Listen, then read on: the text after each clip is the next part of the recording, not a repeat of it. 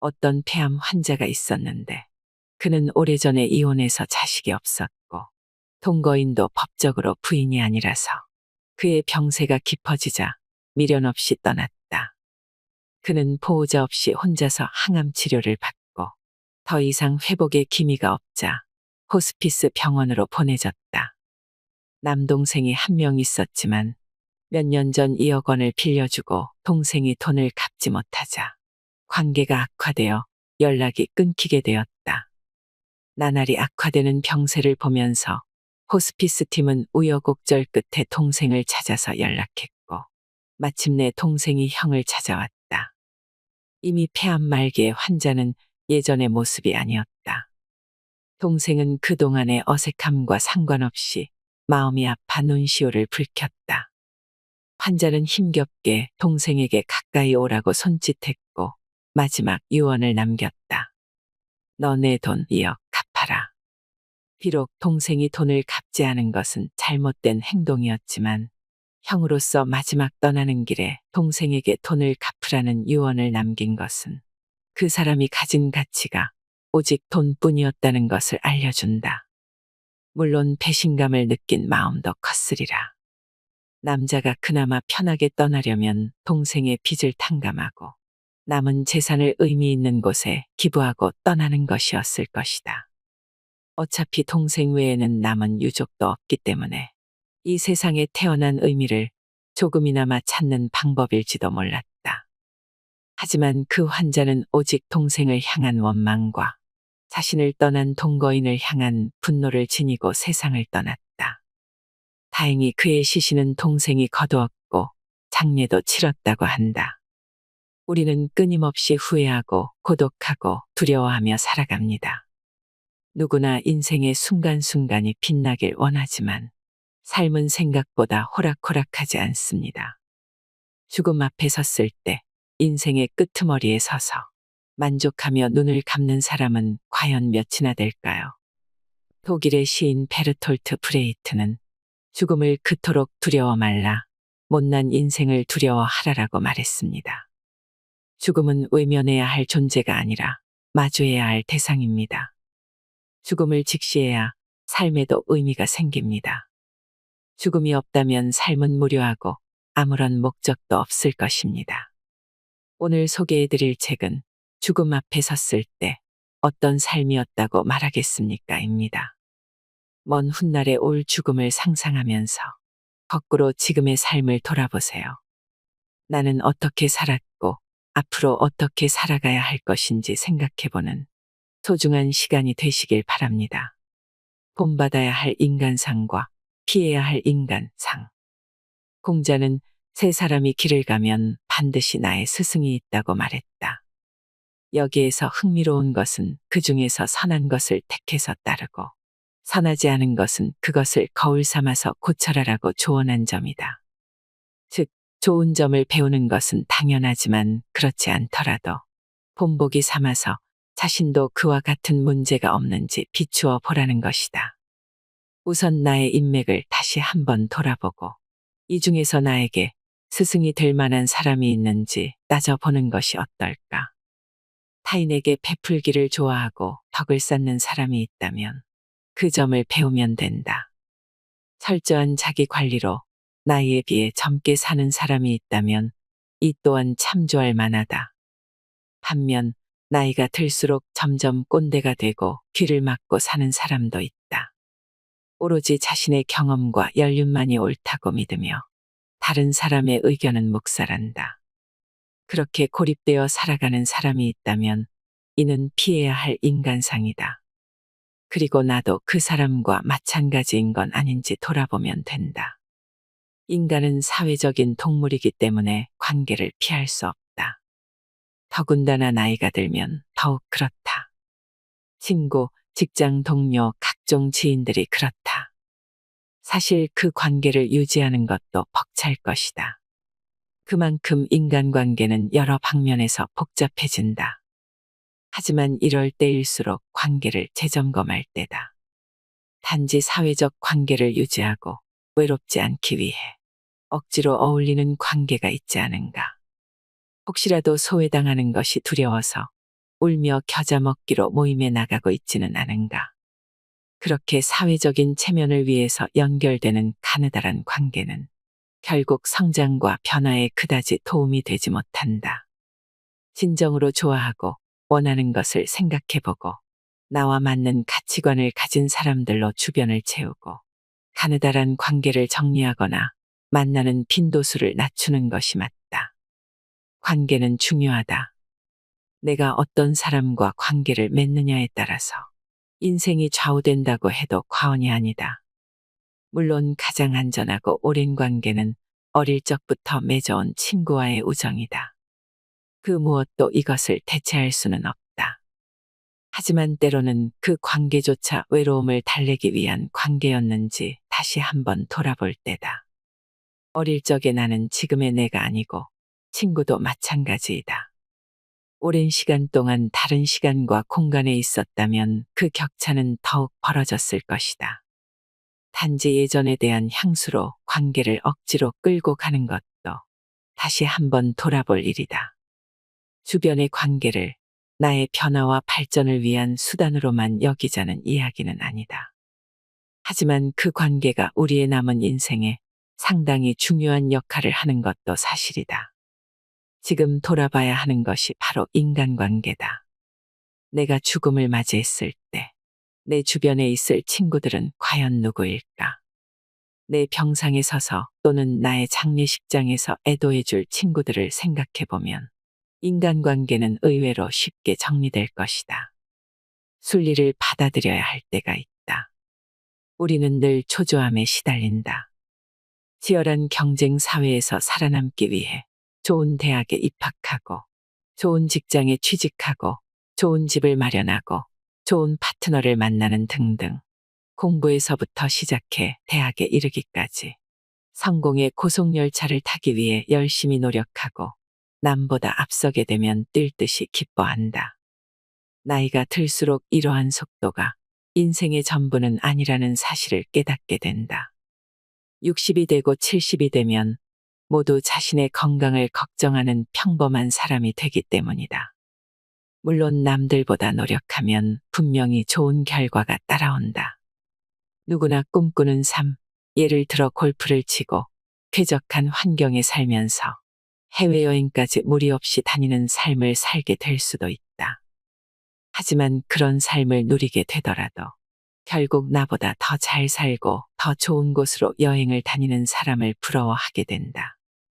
상향 비교는 어쩔 수 없는 사람의 본능이다. 그러나 이를 그대로 따르는 것은 멈출 수 없는 고속열차에 스스로 올라타는 것과 마찬가지다. 우리는 결국 모두 종착역에서 만나게 된다. 그 누구도 생로병사를 벗어날 수는 없다. 부자이고 권력자라도 말이다. 세상을 살다 보면 뜻대로 풀리지 않는 경우가 많다. 최선을 다했음에도 불구하고 원하는 결과가 나오지 않기도 한다. 그럴 때 당연히 절망과 좌절을 느끼게 된다. 하늘을 원망하고 싶은 마음도 들 것이다. 특히 쏟아부은 시간과 힘이 많으면 많을수록 그런 마음이 더 강하다. 그러나 어느 순간에는 놓아버릴 때도 필요하다. 마치 어떤 일에는 시간이 필요하듯이 잠시 시간을 주는 것도 방법이다. 무조건 매달린다고 해결되는 것은 아니다. 장자가 이야기했듯이 황홀한 가운데 섞이고 변해서 기가 생기고 그것이 형체가 되고 형체가 변하여 삶이 되듯이 그것이 반대로 되어서 형체와 기가 사라져서 죽음이 되는 것이다. 이것이 삶과 죽음의 순환 과정이다.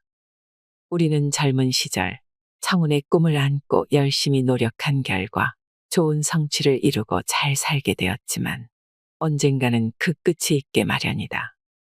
그렇기 때문에 인생을 좀 더 크게 볼 필요가 있다. 최선을 다하는 자세는 중요하다. 그러나 순리를 받아들이는 자세도 똑같이 중요하다. 어차피 인간이란 존재는 기와 형체, 생명으로 이루어졌다가 마치 계절이 변하는 것처럼 끝이 있게 마련이다.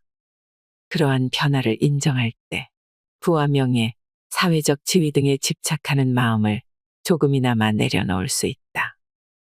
맹자가 세상의 근본이 나에게 있다고 말한 이유. 스마트폰에 빠져 아이를 신경 쓰지 않는 아버지가 있다. 그는 스마트폰 화면에 시선을 고정한 채 기계적으로 아이에게 밥을 먹인다. 아이의 귀여운 모습은 쳐다보지도 않은 채 말이다. 다음 숟갈을 먹이려다 보니 어느새 아이가 반항기 가득한 청소년으로 훌쩍 성장했다. 아버지는 다소 놀란 표정을 짓는다. 이어서 아버지는 나이가 들고 자식은 성년이 되었다. 아버지가 대화를 나누려고 하나 이번에는 자식이 스마트폰만 쳐다본다. 어느 날 자식이 문득 아버지를 보니 이미 아버지는 할아버지가 되어 있다. 스마트폰에 빠져 지금 현재의 행복을 온전히 누리지 못하는 실수를 꼬집는 어느 광고의 내용이다. 그런데 이 광고조차 결국 스마트폰으로 보는 것이 현실이다. 넷플릭스의 창업자인 리드 헤이스팅스는 넷플릭스의 경쟁 상대는 인간의 수면 시간이라고 했다. 잠을 자는 것도 잊을 만큼 우리가 온라인 콘텐츠에 중독되어 있다는 뜻이다. 온라인 콘텐츠에 노출되는 시간을 줄여야 하는 것은 당연하지만 더 중요한 것은 우리가 많은 여가 시간을 보내는 온라인 공간에 가족이 없다는 것이다. 온라인을 통해 재미있는 것을 보며 휴식 시간을 갖는다 해도 그 시간이 나에게 행복을 보장하지는 않는다. 오히려 잠을 덜 자게 되어 피곤하고 가족에게도 짜증을 내기 십상이다. 맹자가 국가의 근본은 가정이고 가정의 근본은 나 자신이라고 한 것이 바로 이와 같다. 사서 중 하나인 대학에 수신제가 치국평천하라는 말이 나온 것도 같은 이유다. 나라가 평온하려면 우선 나 자신을 바로 세워야 한다. 그래야 가족이 평온하고 나라도 평안해진다. 마찬가지로 가족과 나라가 평온해야 나도 평온해진다고 해석할 수도 있다. 나를 바로 세운다는 것은 어떤 것일까? 공부를 하고 교양을 쌓으면서 몸과 마음을 수양하라는 의미다. 삶의 가치관을 바로 세우면 인생은 보다 풍족해지고 가족에게도 더 많은 신경을 쓸 수 있다. 하지만 나의 정신이 다른 곳에 매몰된다면 나도 길을 잃고 가족도 길을 잃는다. 나의 가치관이 오직 부와 명예라면 가족에게 소홀하게 된다. 만약 목표를 달성한다 하더라도 가족이 행복해할지 알 수 없고 나 역시 마찬가지다. 실제로 사회적으로 성공한 인사들을 보면 가족에게 소홀한 경우가 많다. 그러한 사람들이 국가의 정책을 결정하는 자리에 있다면 각 가정에서 겪는 어려움을 진심으로 공감할 수 있을까? 당연하지만 만사 제치고 가정에만 신경을 써야 한다는 말은 아니다. 무엇이든 과하면 부작용을 낳는 법이다. 만약 나를 희생하면서 가정을 위했다고 한다면 억울한 마음이 들 수도 있을 것이다. 겉으로는 아니라고 하겠지만 속으로 섭섭한 마음이 들기 시작하면 가족에게 더 많은 것을 요구하게 된다. 그러다 보면 가족 간에도 서로 부담스러워지고 자연스럽게 멀어질 수밖에 없다. 우선 나의 행복을 우선해야 한다.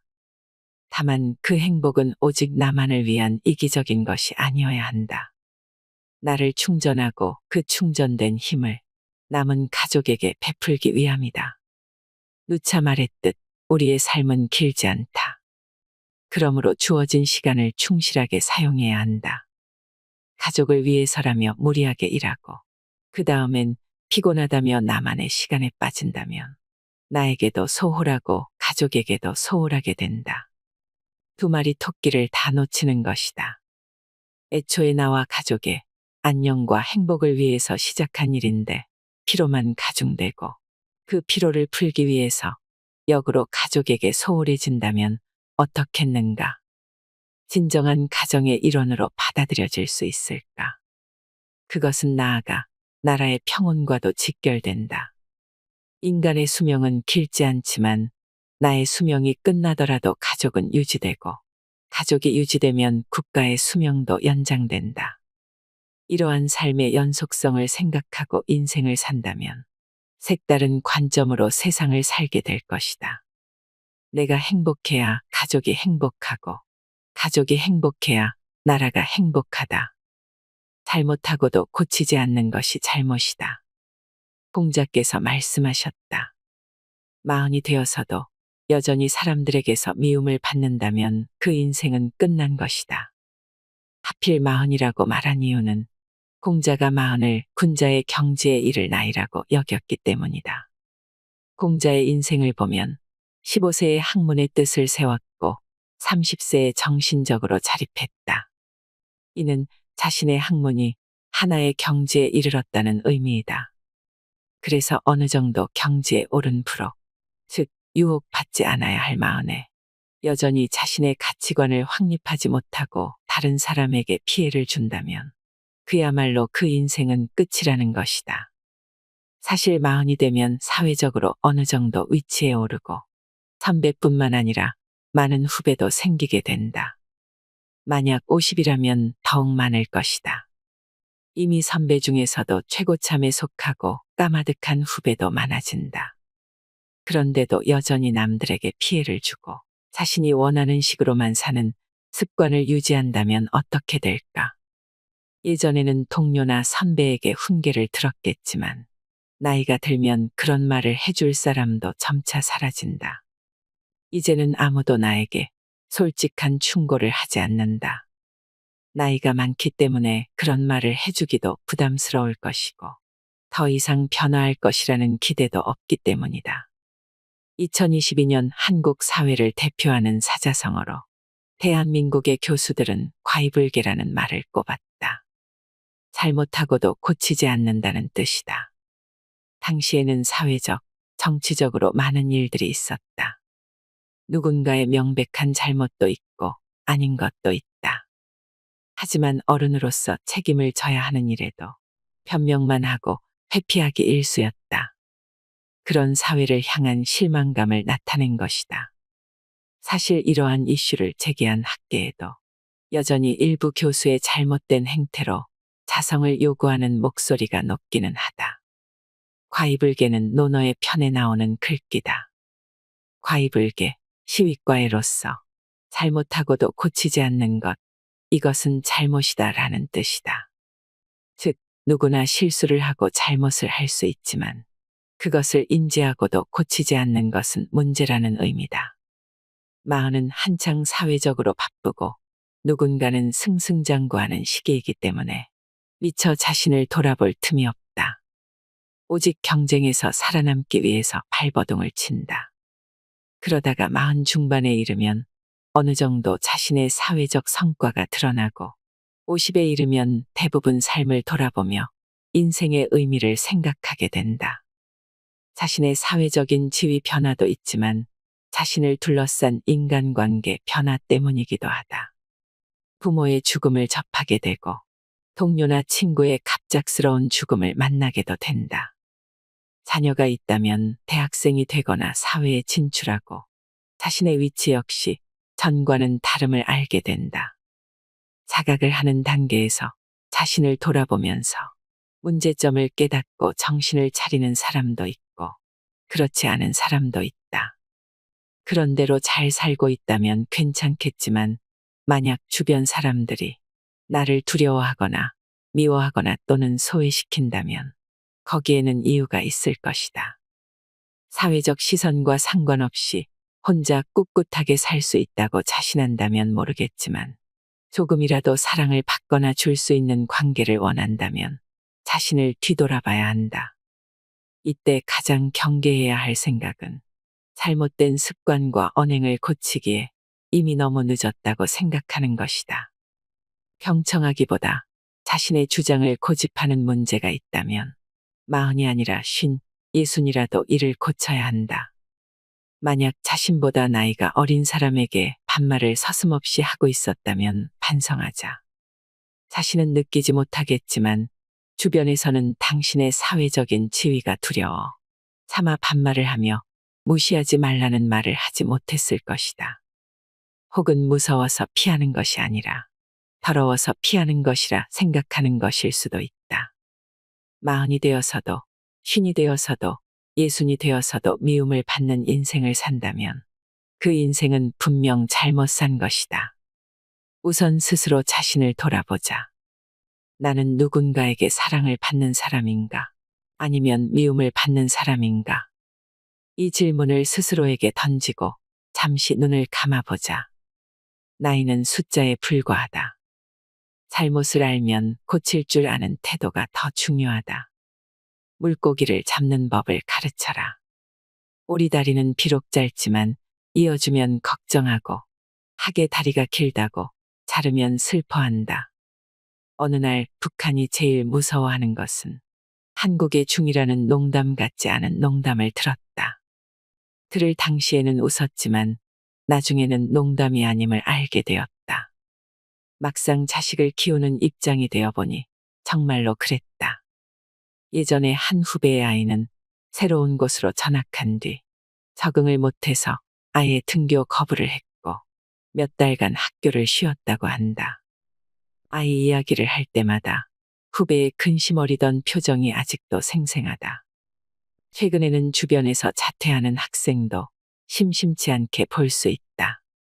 자신의 길을 주체적으로 가려는 모습은 보기 좋지만 부모의 입장은 그렇지 않다. 아이가 조금이라도 평탄한 길을 가기를 원하는 것이 부모의 마음이니까 더욱 그렇다. 어느 방송에서 유명한 강연자가 이런 이야기를 했다. 본인도 자식만큼은 정말로 컨트롤하기 어렵다고 말이다. 그는 많은 사람에게 삶에 대한 조언을 하며 사람들의 지지와 존경을 받았다. 하지만 막상 아이에게 조언하려고 하니 전혀 통하지 않았다. 그래서 조언을 포기하고 매일 출근할 때마다 안아주었다. 처음에는 아이도 거부감을 보였지만 차츰 익숙해졌다. 또 다른 유명한 강연자 역시 자식이 게임에 빠지자 그냥 내버려 두고 오히려 믿고 지지했다. 한마디로 내딛고 내버려 둔 것이다. 그것이 부모와 자식 간의 관계를 그나마 연결해주는 방법이다. 우리 주변뿐만 아니라 역사적으로 수많은 위인들도 자식 농사만큼은 쉽지 않았다. 공자의 아들도 그다지 뛰어난 학문적 성취를 보이지 않아서 그의 학문은 손자가 이었다. 공자의 학통을 이은 증자는 또 어떠한가? 그의 아들도 아버지만큼 뛰어나지 않았다. 이런 일화가 있다.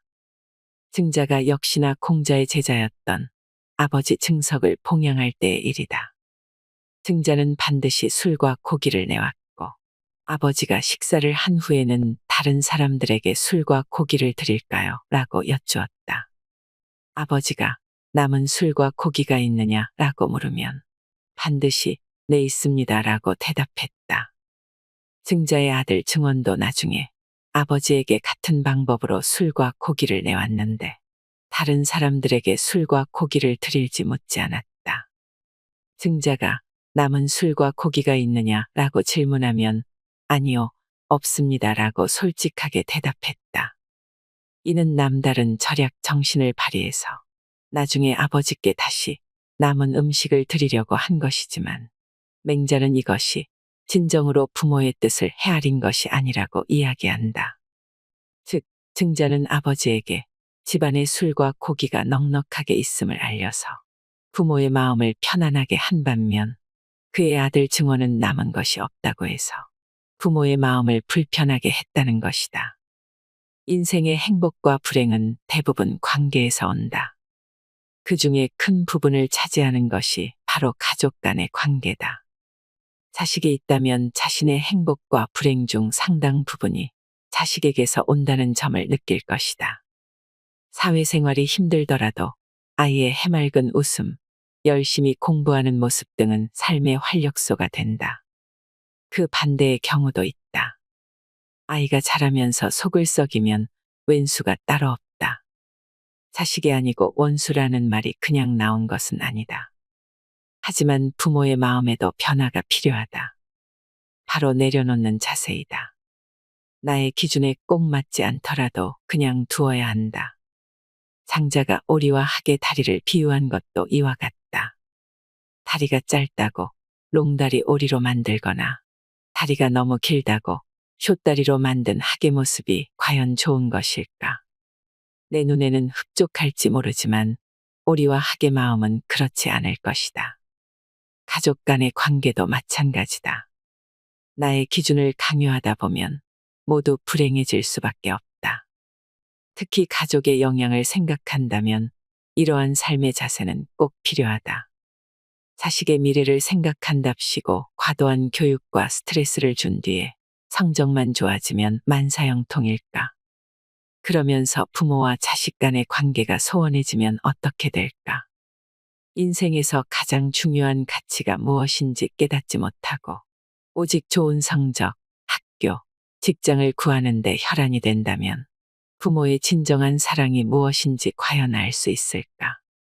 나이가 들수록 관계는 소원해지고 자칫 외로운 노년 생활을 보내게 될 수도 있다. 어차피 내가 세상을 떠난 후에는 자식들 스스로 길을 찾아서 살아가야 한다. 유대인들의 지혜를 담은 탈무드에서는 자식에게 물고기를 잡아줄 것이 아니라 물고기를 잡는 법을 가르쳐야 한다고 이야기한다. 그러려면 우선 마음가짐의 변화가 필요하지 않겠는가? 길을 정해줄 것이 아니라 스스로 자신의 길을 정하도록 가르쳐라. 탈무드와 책은담이 공통으로 전하는 교훈. 탈무드에는 이런 유명한 이야기가 있다. 어느 상선이 상인들을 태우고 바다를 건너고 있었다. 상인들은 서로 자신이 모은 부를 뽐냈다. 그중 한 상인이 같이 탑승한 학자에게 당신은 무슨 물건을 팔고 다니시오? 라며 조롱하듯 물었다. 그러자 학자는 저는 이 세상에서 가장 귀중한 것을 팝니다 라고 답한다. 겉모습을 보아하니 전혀 그렇게 보이지 않았기 때문에 상인은 학자가 잠든 사이에 짐을 풀어보았다. 그런데 짐에는 아무것도 없었다. 상인은 학자가 거짓말을 했다고 여겼다. 그들을 실은 배는 항해 도중 풍랑을 만나 전복되고 상인들은 싣고 있던 모든 재물을 잃게 된다. 그러나 학자는 새로 정박한 마을에서 자신이 지닌 지식을 이용하여 학문을 가르쳤는데 기존의 어느 학자보다도 훌륭했다. 상인들은 그제야 학자가 가진 가장 귀중한 것이 무엇인지 알게 되었다. 그것은 사라지지 않는 지혜와 지식이었다. 우리는 살면서 나 자신을 포함해 수많은 사람의 흥망성쇠를 지켜본다. 어떤 사람은 부를 일구어 다른 사람의 부러움을 사기도 하고 어떤 사람은 누구보다도 높은 명성을 얻어서 존경을 받는다. 그러나 부와 명예는 얼마나 지속될지 모른다. 때로는 너무나 쉽게 사라지기도 한다. 부와 명예를 유지하더라도 결국 세상에 남길 수 있는 건 그저 이름뿐이다. 허무주의를 이야기하기보다는 단지 영원한 것이 없다는 사실을 다시 한번 짚고자 한다. 변화무쌍한 세상에서 그나마 유지되는 것은 우리의 정신적 유산이다. 정신적 유산은 나뿐만 아니라 대대손손 물려질 수 있기 때문이다. 과학자가 발견한 업적은 후대로 이어지면서 새로운 발견을 돕고 인류의 발전에 기여한다. 스티브 잡스가 개발한 아이폰, 일론 머스크가 대중화한 전기 자동차, 제프 베이조스가 만든 거대한 물류 시스템 같은 유산은 대대손손 물려진다. 이렇게 커다랗고 위대한 유산을 남기라고 말하려는 것은 아니다. 이를 계기로 내가 가진 자산이 무엇인지 돌아보자. 자신이 하찮다고 여기는 것이라도 누군가에게는 도움이 될 수 있다. 물질적인 도움뿐만 아니라 사회생활, 가정생활을 하면서 깨달은 지혜가 바로 그것이다. 이런 자산은 다른 가족원에게 물려줄 수 있고 친구와 지인들에게도 나눌 수 있다. 나누면 나누는 만큼 다른 누군가는 혜택을 볼 것이다. 그런 마음으로 자신이 가진 무형의 자산을 돌아보고 그것을 유산으로 남길 방법을 생각해 보자. 이를 위해 스스로 더 공부하고 지혜와 덕을 키워야 한다. 단지 아는 것에 그치지 않고 어떻게 더 잘 전달하여 다른 이에게 도움을 줄 수 있을지 고민할 필요가 있다. 책은담에는 사람이 죽은 뒤에 자신의 은혜와 덕이 오랫동안 흐르게 하여 사람들에게 그 끝이 없음을 알게 해야 한다는 말이 나온다. 물질적인 것은 사라지지만 정신은 그렇지 않다는 말이다. 고대로부터 내려온 철학이 대표적인 예다. 셀 수 없는 철학자들의 유산 덕분에 인류는 삶에 대해서 더 고민하고 고찰하려고 노력한다. 그 은혜와 덕은 아직도 흐르고 인류가 존재하는 한 영원할 것이다. 대부분 사람은 이런 고민 없이 살다. 삶의 마지막에서야 인생을 회고하면서 후회한다. 지금이라도 생각해보자. 내가 남길 수 있는 그리고 남겨야 할 자산은 과연 무엇일까? 거창하게 생각할 것은 없다. 만약 단 하나의 교훈이나 문장을 후세에 남길 수 있다면 무엇을 남기고 싶은가? 어떻게 마음을 다스릴 것인가? 그야말로 분노의 시대다. 분노하기라는 학문이 생겨야 될 것 같은 생각도 든다. 서로가 서로를 미워하고 증오하면서 전쟁이 일어나거나 광기 어린 살인, 작게는 말다툼과 댓글 전쟁 등이 벌어진다. 우리는 왜 이렇게 분노하게 된 것일까? 나이가 들면서 우리는 이러한 마음을 다스릴 수 있을까? 사실 나이에 많고 적음과 상관없이 여기저기서 분노가 폭발하고 있다. 하지만 인생의 황혼기에 접어들면서까지 여전히 누군가를 미워하고 적대시할 필요가 있을까? 용서까지는 아니더라도 적어도 나의 마음의 평화를 위해서 노력해야 하지 않을까? 나이가 들수록 점차 세상사에 초연하게 된다. 일희일비하던 일들이 사실 그다지 중요하지 않음을 알게 되기 때문이다. 인생의 희로애락도 결국 세월이 지나면서 자연스럽게 해결이 되거나 잊힌다. 이러한 인생의 지혜를 깨달으면 다행이지만 그렇지 않은 경우도 다반사다. 나이 어린 친구가 버르장머리 없다고 화를 내거나 가족이나 친구의 말 한마디에 감정이 오락가락한다. 심지어 누가 내 차 앞에 끼어든다고 경적을 울린다. 그런데 이런 분노의 감정들은 오래 지속되지 않는다. 얼마간의 시간이 지나가면 잊히는데도 거기에 너무 쉽게 좌우된다. 나이가 들면서 잊지 말아야 할 것은 마음의 평정이다. 화가 나면 화를 내고 기쁘면 기뻐하고 슬프면 슬퍼하고 고통스러우면 고통스러움을 보이고 싶은 것은 당연하다. 우리는 인간이기 때문이다. 아무런 동요가 없다면 그것도 이상하다. 하지만 점차 나만의 노하우를 찾아야 한다. 분노가 치밀어 오를 때 버럭 화를 내고 받아치기보다는 한 템포 잠시 쉬거나 아예 장소를 피하는 방법이 있다. 슬픔이 밀려올 때도 거기에 너무 좌우되기보다는 기분을 환기하기 위한 노하우를 찾아야 한다. 예를 들어 산책을 하거나 멘토나 친구, 가족과 같이 이야기를 하고 슬픔을 나누는 등의 방법이 있을 것이다. 우리가 인생을 마무리할 때도 이러한 노력이 도움이 된다. 치명적인 병에 걸리거나 곧 죽음이 임박해서 슬픔이나 좌절의 기분을 느낄 때 평소 스스로 마음을 치유할 수 있는 방법을 찾는다면 마지막을 준비하는 데 힘이 될 것임에 틀림없다. 그것이 바로 인생의 지혜이고 어른의 지혜다. 마지막 평화를 위해서 마음을 다스리는 법을 익혀야 한다. 여러분, 어떻게 죽음을 맞이해야 할지 실마리를 찾으셨나요?